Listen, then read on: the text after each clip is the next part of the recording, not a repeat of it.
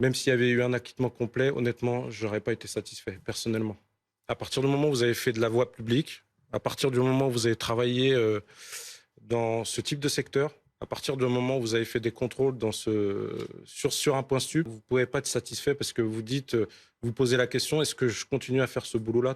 Le problème au niveau médiatique, c'est le déplacement du président, c'est Qui l'ancien était allé au avocat. chevet, le président Voilà. Hollande Alors à que l'époque, qui nous, était on allé au avait nos chevet collègues, de avaient Théo Châtillon à qui avait été l'hôpital. brûlé vif, alors qu'ils surveillaient une caméra encore sur un point stup.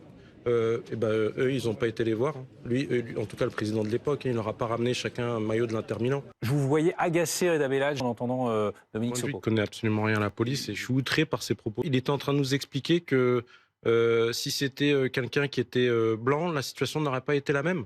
Et en plus, il nous parle d'un contrôle. On va se resituer. 4 policiers qui contrôlent 10 individus.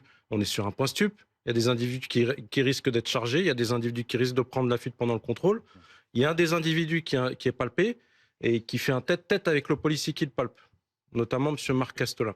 Et derrière, qu'est-ce qui se passe? M. Théo, il attrape par le col mon collègue et il lui met un coup de poing. Donc c'est là qu'on bascule, dans la tentative d'interpellation des collègues. Il faut bien resituer les choses. Donc faut pas. Là, c'est un mensonge que vient de dire ce monsieur. À partir de quel moment il y a eu les violences volontaires? À partir du moment où monsieur Théo, même s'il est inconnu des services de police, je rappelle que mes collègues n'ont fait l'objet d'aucune sanction avant cette affaire aussi. Donc eux aussi, ils ont un profil qui est complètement net. Et selon moi, les peines qui ont été prononcées ne sont pas à la hauteur des enjeux. Reda Bellage, en substance, nous dit Michel Zecler, que font encore ces policiers dans la police? Aujourd'hui, on ne parle pas des victimes du trafic de drogue, des victimes collatérales. Nous, notre travail, c'est d'aller dans les quartiers et de reconquérir les quartiers. Il y a des gens qui veulent qu'on les protège dans ces quartiers. Nous, les policiers, on sait qu'on doit aller dans ces quartiers-là et on se pose la question aujourd'hui. On a utilisé des techniques, les experts l'ont reconnu, des techniques qui sont apprises dans les écoles de police. Et malgré ça, aujourd'hui, on a une condamnation. Et on est obligé de se poser la question.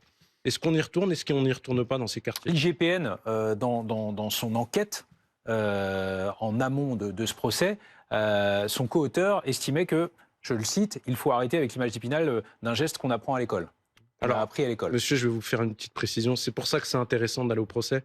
Là, vous me parlez de l'enquête administrative IGPN, où cet enquêteur qui n'a jamais fait de voie publique, ce commissaire de police qui n'a pas fait une seconde de voie publique, je ne veux pas remettre en question les collègues de police judiciaire, parce que je les défends aussi, mais il a fait que de la brigade financière, l'IGPN de Lyon et aujourd'hui IGPN de Fort-de-France.